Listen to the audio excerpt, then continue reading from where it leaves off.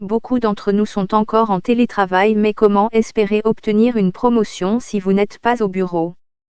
Quelle est la meilleure façon de vous faire remarquer par votre patron et de vous démarquer de vos collègues?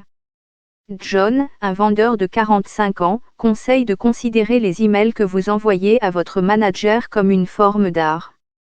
Si vous travaillez à la maison, alors lorsque vous envoyez un courriel à votre patron, vous ne pouvez pas aller juste à l'essentiel, vous devez plutôt montrer vos connaissances plus larges, explique celui qui préfère ne pas partager son nom de famille. Mais vous ne voulez pas qu'il sache que vous vous vantez, vous devez être subtil. Et puis quand vous recevez un email de leur part, vous devez vraiment étudier le ton, et c'est la même chose pour les appels de Zoom. Si vous faites du télétravail et que vous voulez obtenir une promotion, vous avez un combat à mener. Et encore plus si certains de vos collègues vont encore au bureau, conseille John. Pour tous ceux qui se souviennent des conseils dans les magazines pour adolescents sur la façon de plaire à un petit ami ou une petite amie, certains des conseils proposés, dans les livres, les journaux et les forums internet, sur la façon de persuader votre patron de vous accorder une promotion sont étrangement familiers. Soyez poli et flatteur. Et puis, demandez ce que vous voulez, car si vous ne demandez pas, vous n'aurez rien. Qu'il s'agisse d'un nouvel amour ou d'une promotion. Mais si vous voulez gravir les échelons au travail, le fait d'être basé chez vous en raison de la pandémie de coronavirus rend sans aucun doute la tâche plus difficile. Après tout, si vous travaillez depuis la table de votre cuisine ou votre bureau, vous n'allez pas tomber sur votre patron, le voir en personne tous les jours en réunion, ou avoir la chance de lui parler dans le couloir. Et du point de vue de votre patron, s'il peut facilement dire à quel point quelqu'un travaille dur au bureau, il lui est parfois difficile de résister à la peur que les collaborateurs qui travaillent de chez eux jouent avec leurs enfants, promènent le chien ou cuisinent du pain au levain.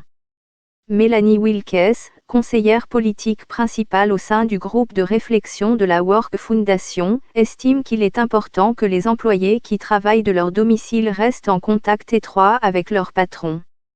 Nous voyons de nombreux travailleurs assumer de multiples responsabilités qu'ils ne n'avaient pas avant la crise, alors assurez-vous que cela soit su et vu, même par courriel, dit-elle.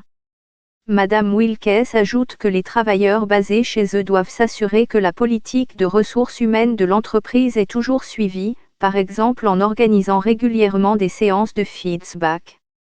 Vous devriez toujours avoir des réunions régulières avec votre supérieur hiérarchique pour faire le point sur les progrès réalisés, comme vous l'auriez fait auparavant. Cela permet à votre supérieur hiérarchique de savoir à l'avance ce qui fonctionne bien et ce que vous voulez faire. C'est la clé de votre progression vers cette promotion. Sharon Clark, professeure de psychologie organisationnelle à l'Alliance Manchester Business School, convient qu'il est important pour les travailleurs basés chez eux de faire connaître leurs réalisations. L'adaptabilité et l'innovation seront très importantes pour le succès d'une entreprise dans le nouveau monde post-coronavirus, il sera donc important d'être créatif et de trouver des idées. Essayez donc de mettre vos idées en avant afin d'être reconnu, dit-elle. Les meilleurs conseils pour obtenir cette promotion, tout cela fonctionne également dans l'autre sens, les patrons doivent s'assurer de savoir quels employés travaillent particulièrement bien et durement depuis leur domicile.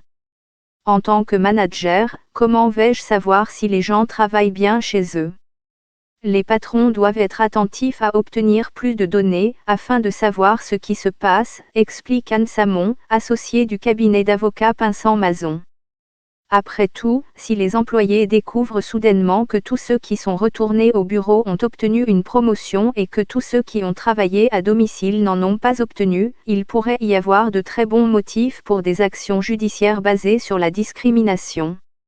Anne Davis, professeure de droit et de politique publique à l'université d'Oxford, est d'accord pour dire que les patrons doivent étudier de près les performances du personnel en télétravail. Si vous avez des collaborateurs qui travaillent de chez eux, vous devez vous mettre d'accord sur la manière dont vous allez contrôler leur travail et avoir des critères objectifs pour évaluer leur performance, dit-elle. Lorsque vous promouvez quelqu'un, il doit être toujours possible de contester la discrimination et vous devez être en mesure de montrer que vous êtes juste. Selon le professeur Clark, les patrons doivent se rappeler qu'il est dans leur intérêt de promouvoir les meilleurs employés.